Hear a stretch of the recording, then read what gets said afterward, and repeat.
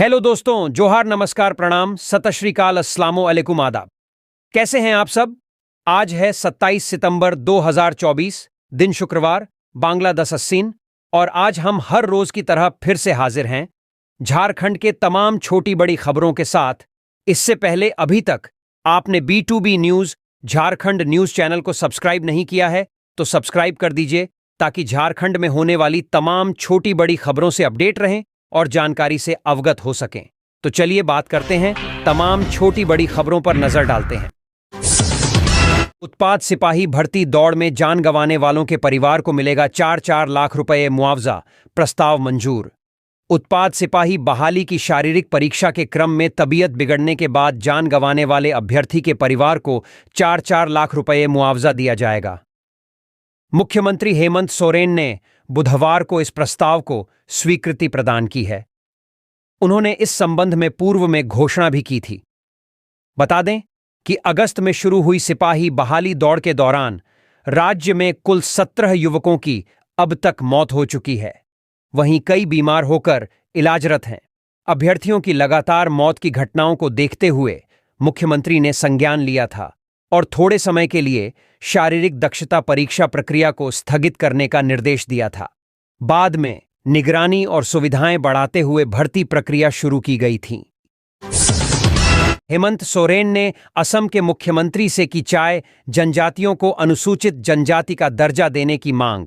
हेमंत सोरेन ने असम के मुख्यमंत्री हिमंत बिस्वा शर्मा को एक पत्र में चाय जनजातियों के अधिकारों की रक्षा के लिए अनुसूचित जनजाति यानी ST का दर्जा देने का अनुरोध किया है। वहां चाय जनजातियों की संख्या 70 लाख है, लेकिन उन्हें अन्य पिछड़ा वर्ग यानी OBC के रूप में वर्गीकृत किया गया है, जबकि झारखंड, पश्चिम बंगाल, छत्तीसगढ़ और ओडिशा में ये समुदाय अनुसूचित जनजातियों के रूप में मान्यता प्राप्त है। पत्र में कहा गया है कि चाय जनजातियों को सरकारी योजनाओं और लाभों से वंचित रखा गया है, जिससे उनकी सामाजिक, आर्थिक और सांस्कृतिक स्थिति पर गंभीर प्रभाव पड़ा है। वर्तमान में जनजातियों को शिक्षा, रोजगार और स्वास्थ्य सेवाओं में आरक्षण का कम लाभ मिल रहा है। समुदाय के सदस्यों का कहना है कि उन्हें अपने अधिकारों के लिए लड़ने में कठिनाई हो रही है और उनकी सामाजिक पहचान को संरक्षित करने की आवश्यकता है। इस स्थिति के समाधान के लिए नीतिगत सुधारों की आवश्यकता है ताकि जनजातियों को उचित सुरक्षा और विकास के अवसर मिल सकें। पत्र में जोर देकर कहा कि जनजातियों की पहचान और उनके योगदान को मान्यता देने से न केवल उन्हें लाभ होगा, बल्कि यह असम की समृद्ध सांस्कृतिक विविधता को भी बनाए रखेगा। मुझे कुछ हुआ तो राज्य सरकार जिम्मेदार, चंपाई सोरेन। झारखंड की राजनीतिक लड़ाई अब एक नई दिशा की ओर बढ़ गई है। झामुमो से पाला बदलकर भाजपा में आने वाले पूर्व मुख्यमंत्री चंपाई सोरेन इतने दिनों शांत रहने के बाद राज्य की हेमंत सरकार पर हमलावर दिखने लगे हैं। यह मुद्दा तब से गरमाया है जब से राज्य सरकार की डिमांड पर चंपाई सोरेन ने अपनी सरकारी गाड़ियां वापस की हैं। उसी के बाद से वह हेमंत सोरेन सरकार पर विशेष मुखर हैं। पूर्व CM चंपाई सोरेन ने राज्य के कैबिनेट सेक्रेटरी को पत्र लिखा है। इस पत्र में उन्होंने लिखा है कि भविष्य में अगर उनके साथ किसी भी तरह की कोई अप्रिय घटना घटित होती है तो इसकी पूरी जिम्मेवारी राज्य सरकार की होगी। उन्होंने यह भी लिखा है, मैंने 28 अगस्त को CM पद से इस्तीफा दे दिया था। इसके बाद उन्हें Z+ की सुरक्षा वाहन सहित दी गई है। इस बीच 24 सितंबर को सार्जेंट मेजर ने कॉल कर कारकेड के 3 वाहन चालकों को सभी वाहन वापस करने को कहा। पूर्व CM ने कहा कि अचानक से इस तरह कॉल कर सभी वाहनों को वापस मंगाना कहां से उचित प्रतीत होता है। मैंने 25 सितंबर यानी बुधवार को सभी वाहन अपने विभाग को पत्र के माध्यम से वापस कर रहा हूं। मुख्यमंत्री से आदिवासी लोहरा समाज के प्रतिनिधिमंडल ने की मुलाकात। मुख्यमंत्री हेमंत सोरेन से गुरुवार को मुख्यमंत्री आवासीय कार्यालय में आदिवासी लोहरा समाज के प्रतिनिधिमंडल ने मुलाकात की। उन्होंने मुख्यमंत्री को अपनी भावनाओं से अवगत कराया। मुख्यमंत्री से मुलाकात करने वालों में आदिवासी लोहार समाज सामाजिक संगठन के संरक्षक रामचरण तिर्की, मधु तिर्की और महादेव लोहरा, अध्यक्ष ठूमा तिर्की, संजय लोहरा, अनूप लोहार, राजन लोहार, कलेश लोहार, संगीता देवी, चंद्रावती देवी, चंद्रावती तिर्की और लक्षण देवी शामिल थीं। जेएसएससी से 100 मीटर की परिधि में निषेधाज्ञा लागू। रांची के नामकुम स्थित झारखंड कर्मचारी चयन आयोग जेएसएससी की चहारदीवारी से 100 मीटर की परिधि में निषेधाज्ञा लागू कर दी गई है। अनुमंडल दंडाधिकारी सदर ने गुरुवार को बीएनएसएस की धारा 163 के तहत प्रदत्त शक्तियों का प्रयोग करते हुए निषेधाज्ञा लागू की है। यह निषेधाज्ञा 2 अक्टूबर की रात 10 बजे तक के लिए लागू रहेगा।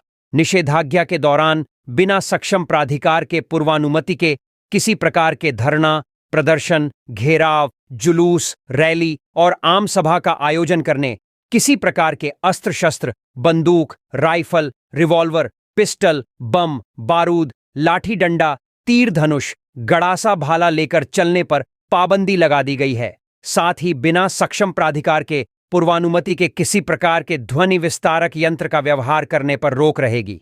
यह आदेश जिला प्रशासन के जरिए प्रतिनियुक्त किसी भी पदाधिकारी या बल पर लागू नहीं होगा। नवप्रोन्नत 140 हवलदारों को एसएसपी और सिटी एसपी ने किया सम्मानित। एसएसपी चंदन कुमार सिन्हा और सिटी एसपी राजकुमार मेहता ने गुरुवार को नवप्रोन्नत 140 हवलदारों को बिल्ला लगाकर सम्मानित किया। रांची जिले में पदस्थापित 140 एसएलसी उत्तीर्ण आरक्षियों का डीआईजी अनूप बिरथरे के आदेश पर आरक्षी से हवलदार की कोटि में प्रोन्नति दी गई। इसके बाद एसएसपी और सिटी एसपी ने रांची पुलिस लाइन में हवलदार को बिल्ला लगाकर सम्मानित किया। इसके लिए कांके रोड स्थित पुलिस लाइन में पिपिंग सेरेमनी का आयोजन भी किया गया। इस मौके पर मेजर, सार्जेंट मेजर और झारखंड पुलिस मेंस एसोसिएशन शाखा रांची के पदाधिकारी उपस्थित थे। डिस्ट्रिक्ट मैनेजर को न हटाया जाए। हाईकोर्ट। झारखंड हाईकोर्ट ने डिस्ट्रिक्ट मैनेजर को उनके पद से हटाए जाने पर रोक लगा दी है। दरअसल राज्य के सभी जिलों में डिस्ट्रिक्ट मैनेजर की नियुक्ति की गई है। पिछले दिनों इस पद पर राज्य के सभी जिलों में आउटसोर्स के जरिए नियुक्ति की तैयारी शुरू की गई थी, जिसके खिलाफ साकिब सलाम एवं अन्य की ओर से हाईकोर्ट का रुख किया गया। प्रार्थियों की याचिका पर हाईकोर्ट के न्यायाधीश जस्टिस अंबुजनाथ की कोर्ट में सुनवाई हुई। सुनवाई के दौरान अदालत ने सरकार को यह निर्देश दिया है कि किसी भी डिस्ट्रिक्ट मैनेजर को न हटाया जाए। प्रार्थियों की ओर से अधिवक्ता अर्पण मिश्रा ने बहस की। सरकार को इस मामले में 4 सप्ताह में जवाब दाखिल करना है। टाटानगर जयनगर ट्रेन 27 को रहेगी रद्द। दक्षिण पूर्व रेलवे के चक्रधरपुर मंडल के अंतर्गत आदित्यपुर यार्ड पर नॉन इंटरलॉकिंग कार्य की वजह से रांची रेल मंडल से होकर परिचालित टाटानगर ट्रेन रद्द रहेगी।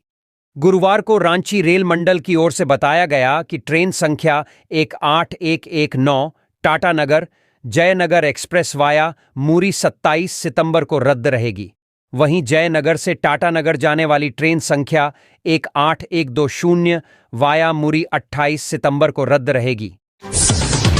मैया सम्मान यात्रा के तहत पलामू पहुंची। कल्पना सोरेन और 2 मंत्रियों ने पांकी में की जितिया की पूजा। मैया सम्मान यात्रा के तीसरे दिन पलामू जिले पांकी पहुंचने पर बुधवार रात मंत्री बेबी देवी, दीपिका पांडेय सिंह और गांडेय विधायक सह मुख्यमंत्री हेमंत सोरेन की पत्नी कल्पना मुर्मू सोरेन ने जितिया की पूजा अर्चना की। तेतराई की पंचायत समिति सदस्य सविता सिंह के घर पर तीनों ने जितिया की पूजा अर्चना की और अपनी संतान की दीर्घायु होने की कामना की। पूजा संपन्न होने के बाद रात 10:30 बजे तीनों नेत्री सड़क मार्ग से पांकी, बालूमाथ, चंदवा होकर रांची के लिए प्रस्थान कर गए। बताते चले कि मैया सम्मान यात्रा के तहत मेदिनीनगर के शिवाजी मैदान में सभा करने के बाद दोनों मंत्री और विधायक दोपहर में सतबरवा के लिए निकल गए थे। सतबरवा में कार्यक्रम करने के बाद मनिका लातेहार होते हुए चंदवा से पांकी पहुंचे थे। कार्यक्रम में विलंब होने के कारण तीनों पांकी देर शाम पांकी पहुंचे। इस बीच उन्होंने यहां जनसभा की। मंत्री बेबी देवी निर्जला जितिया व्रत पर थी। इस कारण उन्होंने पांकी में ही पूजा करने का निर्णय लिया। तेतराई की पंचायत समिति सदस्य सविता सिंह के घर पर तीनों ने अन्य महिलाओं के साथ पूजा अर्चना की। विधि विधान से पूजा अर्चना करने के बाद अपने पुत्रों की सलामती की कामना की। इससे पहले पांकी में सभा को दोनों मंत्रियों के अलावा विधायक कल्पना मुर्मू सोरेन ने संबोधित किया। कल्पना सोरेन ने कहा कि पिछले 3 दिनों से पलामू प्रमंडल में मैया सम्मान यात्रा को भरपूर समर्थन मिला। उनके कार्यक्रम में जिस तरह से लोगों की भागीदारी रही, उससे स्पष्ट होता है कि उनकी योजना लोगों को पसंद आ रही है, राहत मिल रहा है, महिलाओं को सम्मान देने की कोशिश की जा रही है। इसी संघर्ष के बल पर हम राज्य में फिर से महागठबंधन की सरकार बनाएंगे और लोगों की उम्मीद पर हमेशा खरा उतरने की कोशिश करेंगे। उन्होंने कहा कि योजनाओं को बंद करने को लेकर विरोधियों की चाल नाकाम होगी और यह काम हमारी माता और बहनें करेंगी। रामगढ़ गोदाम प्रबंधक पर गबन का मुकदमा दर्ज, 13,000 क्विंटल खाद्यान्न गायब। रामगढ़ जिले के रांची रोड मरार स्थित झारखंड राज्य निगम गोदाम के सहायक गोदाम प्रबंधक संजीव करमाली पर गबन का मुकदमा दर्ज हो चुका है। डीसी चंदन कुमार के निर्देश पर प्रभारी प्रखंड आपूर्ति पदाधिकारी रीना कुजूर ने रामगढ़ थाने में प्राथमिकी दर्ज कराई है। प्राथमिकी के अनुसार 7 करोड़ रुपए से अधिक का घोटाला संजीव कुमार ने सिर्फ खाद्यान्न की कालाबाजारी कर किया है। उन पर 12,495.95 क्विंटल खाद्यान्न और 4.19 क्विंटल चीनी गोदाम से गायब करने का आरोप है। आवश्यक वस्तु अधिनियम 1955 के तहत खाद्यान्न कालाबाजारी करने, सरकारी दस्तावेज को छुपाने के आरोप में संजीव करमाली के खिलाफ प्राथमिकी दर्ज की गई है। स्पष्टीकरण का नहीं दिया जवाब। स्टॉक मिलान में मिली भारी गड़बड़ी, डीसी चंदन कुमार ने गुरुवार को बताया कि संजीव करमाली जनसेवक के पद पर थे और उन्हें वर्ष 2019 में प्रभारी सहायक गोदाम प्रबंधक का प्रभार सौंपा गया था। प्रभारी सहायक गोदाम प्रबंधक ने वर्तमान माह के आवंटित खाद्यान्न आगामी माह के लिए प्राप्त खाद्यान्न से लगातार निर्गत किया था।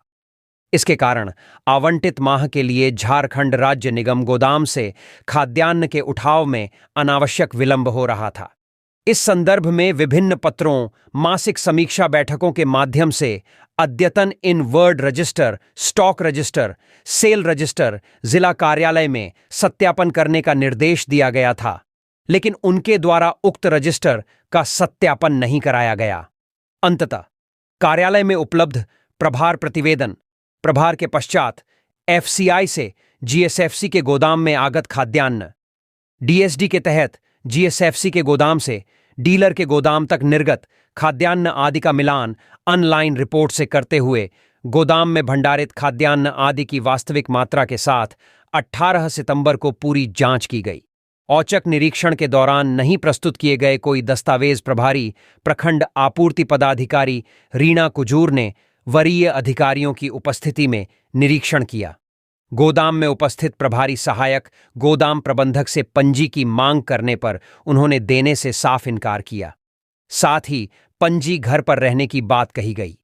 इस निरीक्षण के दौरान गोदाम में भंडार खाद्यान्न का सत्यापन प्रभारी सहायक गोदाम प्रबंधक संजीव करमाली की उपस्थिति में की गई। कितना मिला खाद्यान्न और कितना था गायब सत्यापन के दौरान गोदाम में 541.19 क्विंटल गेहूं, 2,114.58 क्विंटल चावल, 32.93 क्विंटल चना, 604.25 क्विंटल नमक और 142.50 क्विंटल चीनी का बोरा पाया गया। इस दौरान 12,495 क्विंटल गेहूं और चावल तथा लगभग 5 क्विंटल चीनी गायब पाया गया। जिला आपूर्ति पदाधिकारी के कार्यालय से 20 सितंबर को संजीव करमाली को पत्र प्राप्ति के 24 घंटे के अंदर स्पष्टीकरण देने का निर्देश दिया गया था। गोदाम से इनवॉर्ड रजिस्टर, स्टॉक रजिस्टर से रजिस्टर के साथ उपस्थित होने का भी निर्देश दिया गया था। इसके बाद भी संजीव करमाली के द्वारा ना तो पंजी दिखाई गई, ना ही स्पष्टीकरण का जवाब समर्पित किया गया। 21 सितंबर को उनके द्वारा लिखित अभ्यावेदन के माध्यम से खाद्यान्न मिलान के लिए 3 दिनों का समय भी मांगा गया, जिसके आलोक में 23 सितंबर को कार्यालय में उपस्थित हुए।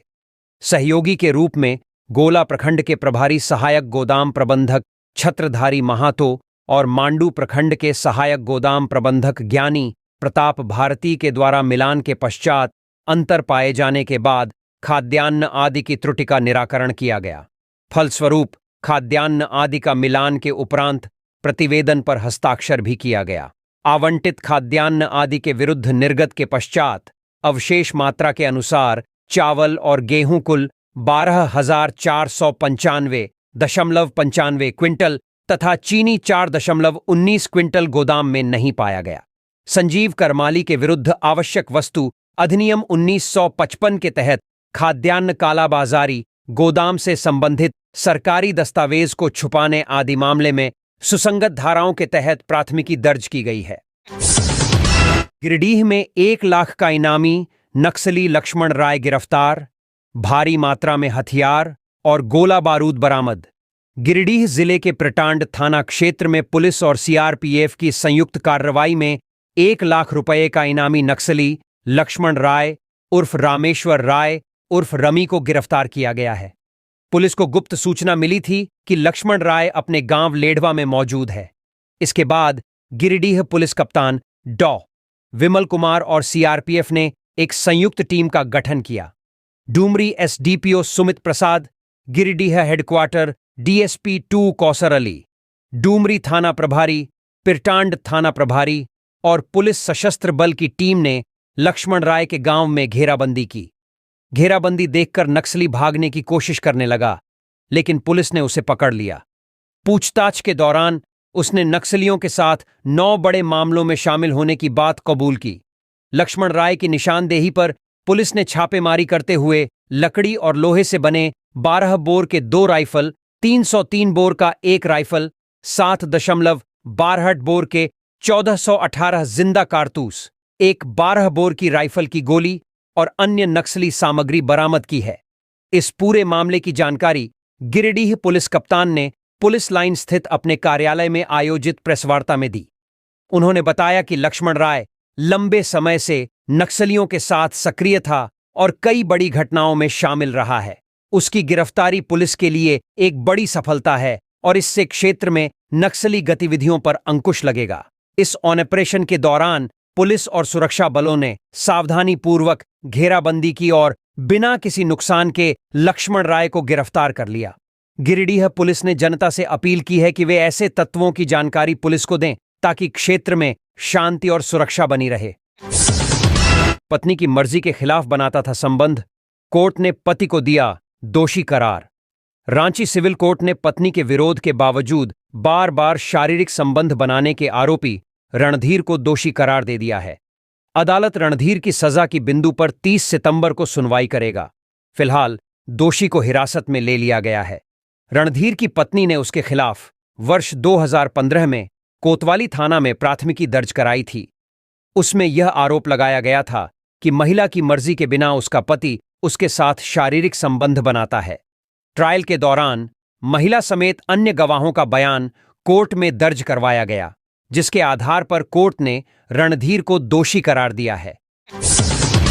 झारखंड में दुर्गा पूजा महोत्सव को लेकर मुख्य सचिव और डीजीपी करेंगे विधि व्यवस्था की समीक्षा। डीजीपी विधि व्यवस्था को लेकर समीक्षा बैठक करेंगे। यह समीक्षा बैठक वीडियो कॉन्फ्रेंसिंग के माध्यम से शुक्रवार की सुबह 10:30 बजे से की जाएगी, जिसमें एडीजी अभियान, प्रमंडलीय आयुक्त और डीआईजी के अलावा सभी जिले के एएसपी और डीसी शामिल होंगे। गौरतलब है कि 3 अक्टूबर से राज्य भर में दुर्गा पूजा महोत्सव का आयोजन बड़े पैमाने पर होगा। इस दौरान विधि व्यवस्था की समस्या उत्पन्न नहीं हो, इसको लेकर यह समीक्षा बैठक आयोजित की जा रही है।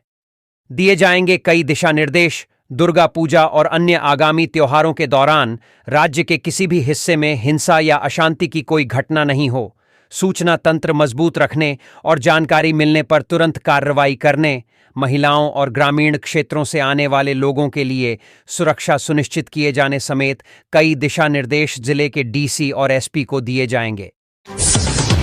अनुकंपा के आधार पर 19 लोगों की नियुक्ति को स्वीकृति। रांची डीसी राहुल कुमार सिन्हा की अध्यक्षता में गुरुवार को समाहरणालय में अनुकंपा समिति के आधार पर नियुक्ति संबंधित बैठक हुई। इस बैठक में सामान्य और चौकीदार के आश्रितों से संबंधित मामलों की समीक्षा की गई। वहीं अमीन संवर्ग को प्रोन्नति की सहमति प्रदान की गई। जिला अनुकंपा समिति ने 19 प्रस्तावों में नियुक्ति की स्वीकृति दी। इसमें उग्रवादी घटना में मृत आश्रितों में कुल 5 और जिला अनुकंपा समिति सामान्य में कुल 14 लोगों की नियुक्ति की स्वीकृति शामिल है।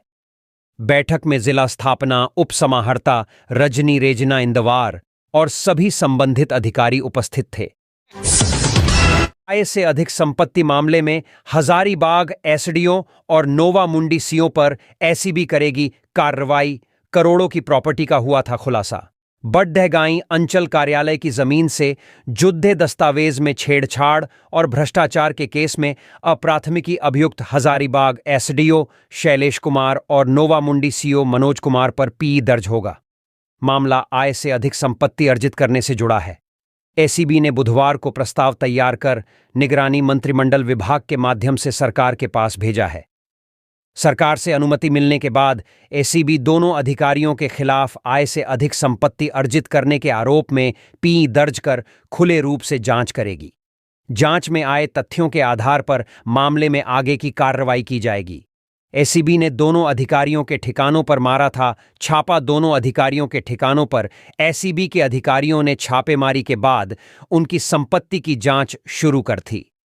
जांच के दौरान एसीबी ने दोनों अधिकारियों को नोटिस भेजकर उन्हें एसीबी कार्यालय में बुलाकर पूछताछ भी की थी। एसीबी की टीम ने दोनों अधिकारियों के रांची, गिरिडीह और चाईबासा स्थित निजी आवास के अलावा सरकारी आवास और सरकारी कार्यालय में छापेमारी की थी। 13 सितंबर को दोनों अधिकारियों की अन्य संपत्तियों के बारे में पता चलने पर एसीबी ने वहां भी छापेमारी की थी। करोड़ों की संपत्ति का हुआ था खुलासा। इस दौरान शैलेश कुमार के गिरिडीह और हजारीबाग स्थित आवास से एसीबी ने कुल 22,09,161 रुपए बरामद किए हैं। इसके अलावा जमीन के कई डीड और अन्य सामान बरामद किए हैं। वहीं दूसरी ओर मनोज कुमार के आवास की तलाशी के दौरान जमीन से जुड़े दस्तावेज और अन्य सामान मिले हैं। इसके अलावा रांची में 1 करोड़ रुपए से अधिक मूल्य के एक डुप्लेक्स का पेपर बरामद मिला था। हाईकोर्ट ने जेएसएससी और सरकार को चार्ट के माध्यम से कोटिवार विषयवार कट ऑफ मार्क्स देने का दिया निर्देश। कितनों की और कब हुई है, नियुक्ति पर भी मांगा जवाब। Jharkhand staff selection commission JSSC स्नातक प्रशिक्षित शिक्षक संयुक्त प्रतियोगिता परीक्षा 2016 की स्टेट मेरिट लिस्ट पर प्रार्थियों की आपत्ति पर झारखंड हाईकोर्ट में सुनवाई हुई। मामले में हाईकोर्ट ने जेएसएससी और राज्य सरकार को चार्ट के माध्यम से ही राज्य स्तरीय मेरिट लिस्ट के आधार पर कोटिवार और विषयवार कट ऑफ मार्क्स देने का निर्देश दिया है। साथ ही कोर्ट ने इनसे पूछा है कि कितने सफल अभ्यर्थियों की नियुक्ति हुई है और यह कब हुई है। कोर्ट ने प्रार्थियों से भी अपने मार्क्स एवं कट ऑफ मार्क्स कोर्ट में सूचित करने का निर्देश दिया है। अगली सुनवाई 24 अक्टूबर को होगी। इससे पहले राज्य सरकार एवं Jharkhand staff selection commission JSSC की ओर से बताया कि जेएसएससी स्नातक प्रशिक्षित शिक्षक संयुक्त प्रतियोगिता परीक्षा 2016 के 26 विषयों की स्टेट मेरिट लिस्ट जारी कर दी गई है। इस पर प्रार्थियों की ओर से कहा गया कि कट ऑफ से ज्यादा मार्क्स वालों का भी चयन हो गया है। सरकार को बताना चाहिए कि कितने लोगों की नियुक्ति हुई है और यह नियुक्ति कब हुई है। राज्य सरकार की ओर से महाधिवक्ता राजीव रंजन ने पैरवी की। वहीं जेएसएससी की ओर से अधिवक्ता संजय पिपरवाल, प्रिंस कुमार, राकेश रंजन ने पैरवी की। दरअसल मीना कुमारी एवं अन्य की ओर से याचिकाएं दाखिल की गई थीं। इसमें कहा गया है कि वर्ष 2016 में जो हाई स्कूल शिक्षक की नियुक्ति का विज्ञापन निकला था, उसके आलोक में उनकी भी नियुक्ति होनी चाहिए, क्योंकि कट ऑफ से ज्यादा मार्क्स उन्होंने लाया है। अगर हाई स्कूल शिक्षकों की रिक्तियां बची हैं तो उनकी भी नियुक्ति होनी चाहिए। राज्य में 40 डीएसपी के तबादले। राज्य सरकार ने 40 डीएसपी रैंक के अफसरों का तबादला किया है। इससे संबंधित अधिसूचना गृह, कारा एवं आपदा प्रबंधन विभाग ने बुधवार देर रात जारी कर दी है। इनके हुए तबादले: Ashok Kumar Ram, DSP Beddho, Ranchi; Neeraj, DSP Khalari, Ranchi; Rajesh Kumar, DSP ATS; Kishore Kumar Rajak, DSP ACB, Ranchi; Manoj Thakur, DSP CCR, Jamshedpur; Sunil Kumar Chaudhary, city DSP, Jamshedpur; Pawan Kumar 2 DSP, Barkagaon; Amit Kumar, DSP मुख्यालय, हजारीबाग; अजीत कुमार विमल, डीएसपी, बरही; पवन कुमार, एक डीएसपी पतरातू, जय गोविंद प्रसाद गुप्ता डीएसपी मुख्यालय रामगढ़, समीर कुमार सवैया DSP Seraikela, Santosh Kumar DSP Pakur, Jayashree Kujur DSP मुख्यालय पाकुद्दाच, विद्याशंकर डीएसपी ट्रैफिक बोकारो, नवीन कुमार सिंह डीएसपी बाघमारा, धीरेन्द्र नारायण बंका डीएसपी मुख्यालय 2 धनबाद, आशुतोष कुमार सत्यम डीएसपी सिंदरी धनबाद, शकील आबिद शम्स डीएसपी मुख्यालय 1 धनबाद,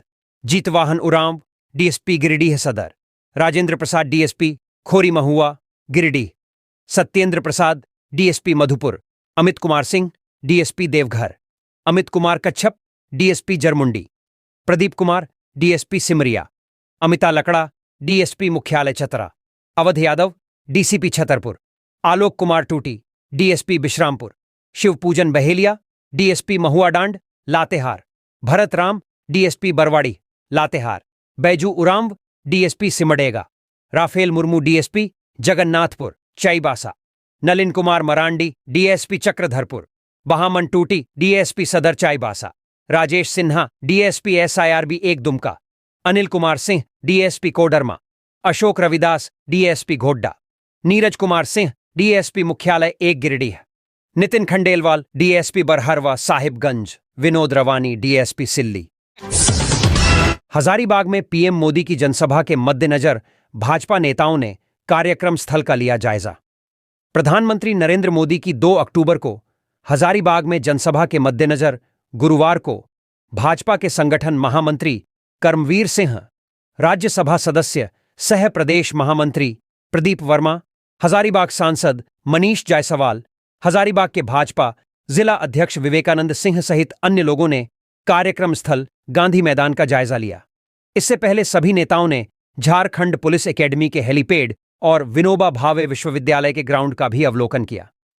कार्यक्रम स्थल मटवारी स्थित गांधी मैदान पहुंचकर सभी ने तैयारी का जायजा लिया। टेंट पंडाल का कार्य शुरू हो चुका है। यहां पहुंचे जिला प्रशासन के कई अधिकारियों से भी इन्होंने संयुक्त रूप से समन्वय के लिए वार्ता की। सांसद सह भाजपा प्रदेश महामंत्री प्रदीप वर्मा ने कहा कि झारखंड प्रांत के सभी 6 मंडलों में भाजपा के संगठन की दृष्टि से चल रही परिवर्तन यात्रा के समापन के लिए पीएम नरेंद्र मोदी का आगमन हजारीबाग में होगा। पीएम मोदी झारखंड आते हैं तो खाली हाथ कभी नहीं आते। झारखंड के लिए हमेशा उपहारों और योजनाओं की सौगात लेकर आते हैं। किसी राज्य में इतनी घटिया मानसिकता मैंने नहीं देखी। शिवराज सिंह चौहान। मंत्री शिवराज सिंह चौहान ने कहा कि मेरी तो आपत्ति इस पर है कि चंपाई सोरेन जी, जो मुख्यमंत्री के पिताजी के साथी थे, पहले न केवल उन्हें अपमानित किया गया, बाद में जब उन्होंने अपने आप को अपमानित महसूस किया तो पार्टी छोड़ी झारखंड और झारखंड की जनता की खातिर। अब इतनी घटिया मानसिकता मैंने नहीं देखी कि उनकी सुरक्षा की गाड़ियां छीन ली गईं। पद आते हैं, जाते हैं, कोई बनता है, कोई नहीं बनता, लेकिन सामान्य शिष्टाचार दिखाना चाहिए। कभी किसी राज्य में ऐसा नहीं हुआ कि एक्स सीएम की सुरक्षा की गाड़ियां चिढ़कर छीन ली गई हों। यह उनकी निकृष्ट मानसिकता को दर्शाता है। ये घटिया सोच है। लेकिन चंपाई सोरेन भी टाइगर हैं, वो गीदड़ भभकियों में नहीं आने वाल। लगातार ये सरकार घटियापन का साबूत दे रही है, ऐसे आरोप लगा रही है जिसका जवाब देने की भी जरूरत नहीं है। लेकिन कम से कम चंपाई सोरेन की जिंदगी से तो खिलवाड़ न करें।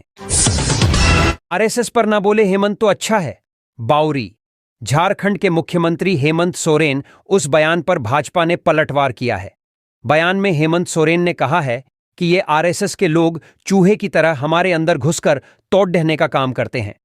जब हमारे एक नेता हमारी पार्टी में थे तो वह 1932 की मांग करते थे, स्थानीयता की बात करते थे, लेकिन भगवा होते ही उनकी भाषा भी बदल गई है। मुख्यमंत्री के इस बयान पर अपनी प्रतिक्रिया देते हुए नेता प्रतिपक्ष अमर कुमार बाउरी ने कहा कि 1925 में स्थापित राष्ट्रीय स्वयंसेवक संघ के प्रयास से ही आज भारत गुलामी की मानसिकता को तोड़कर विश्व पटल पर अपनी पहचान बढ़ा रहा है। लेकिन यह अफसोस की बात है कि मुख्यमंत्री हेमंत सोरेन अपनी तुष्टीकरण और वोट बैंक की राजनीति के कारण अपने पूर्वजों, वंशजों और आदिवासी समाज की अस्मिता को खतरे में डाल रहे हैं। बांग्लादेशी घुसपैठिए इन्हें राज्य के अंदर दिख नहीं रहे। बहुरूपिये आएंगे, बरगलाएंगे, सचेत रहें, हेमंत को दोबारा चुनें। कल्पना सोरेन। मैया सम्मान यात्रा गुरुवार को बहरगोड़ा, चाकुलिया, ढाल भूमगढ़, घाटशिला, मुसाबनी से जादूगोड़ा, पोटका होते हुए जमशेदपुर पहुंची। गांडेय की विधायक कल्पना सोरेन एवं महिला बाल विकास एवं सामाजिक सुरक्षा विभाग की मंत्री बेबी देवी शामिल थीं। चाकुलिया में आयोजित जनसभा को संबोधित करते हुए कल्पना सोरेन घाटशिला मैया सम्मान यात्रा के क्रम में चौथे दिन गांडेय की विधायक कल्पना सोरेन घाटशिला और बहरागोड़ा के विभिन्न क्षेत्रों में पहुंची। उन्होंने कहा कि मां और बेटी अपने परिवार और बच्चों के प्रति जो त्याग करती हैं, हेमंत सरकार ने मां और बहनों के सम्मान में हर माह 1000 रुपये मनिया योजना के तहत देने का काम किया है। घर की बेटी लक्ष्मी का स्वरूप होती है और घर में किलकारी गूंजती है तो उस घर में खुशहाली और समृद्धि रहती है। उन्होंने कहा कि जिस घर में महिला खुश रहती है वह घर खुशहाल होता है और राज्य समृद्ध होता है। उन्होंने कहा कि हेमंत सरकार ने महिलाओं को मान सम्मान के साथ आगे बढ़ाने का काम किया है। उन्होंने उपस्थित महिलाओं से पूछा कि मनिया सम्मान से क्या आप खुश हैं? जवाब में महिलाओं ने खुशी जाहिर की। कल्पना सोरेन ने कहा कि आज झारखंड में आपके दादा हेमंत कई जन कल्याणकारी योजनाएं ला रहे हैं और विपक्षी उन्हें बंद कराने के लिए पीआईएल कर रहे हैं। चुनाव में कई बहरूपिये आएंगे, आप सभी को बरगलाने का काम करेंगे। आप सचेत रहें और चुनाव में हेमंत दादा के समर्थन में वोट देकर दोबारा सरकार में लाएं। उन्होंने कहा कि आज इतनी बारिश में भी माता और बहनों की भीड़ ने साबित कर दिया है कि आने वाला समय एक बदलाव का स्वरूप लेकर आ रहा है और आप सभी का आशीर्वाद हेमंत सोरेन को मिलेगा। झारखंड वीर महापुरुषों की धरती है। इस बार की लड़ाई आप सब मिलकर लड़ें, तभी राज्य का विकास होगा और आपको आपका हक मिलेगा। उन्होंने कहा कि झारखंडी सरकार हर वर्ग के लिए काम कर रही है और आगे भी करेगी। कल्पना सोरेन ने कहा कि हेमंत सरकार ने जब पिछड़ों के लिए 27% आरक्षण विस में पारित किया तो फिर केंद्र सरकार इसको पारित क्यों नहीं कर रही? यह सवाल भाजपा के बड़े नेताओं से जरूर पूछिएगा। 136 करोड़ रुपए झारखंड सरकार की केंद्र सरकार के पास बकाया है। लगातार हेमंत सोरेन केंद्र सरकार से मांग रहे हैं, परंतु अब तक उक्त राशि झारखंड सरकार को नहीं मिली है। हेमंत सरकार ने राज्य में विकास की गंगा बहाई है, जिसका लाभ आज सभी समुदाय के लोगों को मिल रहा है। झारखंडी सरकार आप सबकी सरकार है। आने वाले विस चुनाव में सभी संगठित होकर हेमंत सरकार के पक्ष में मतदान कर दोबारा हेमंत सरकार को लाएं।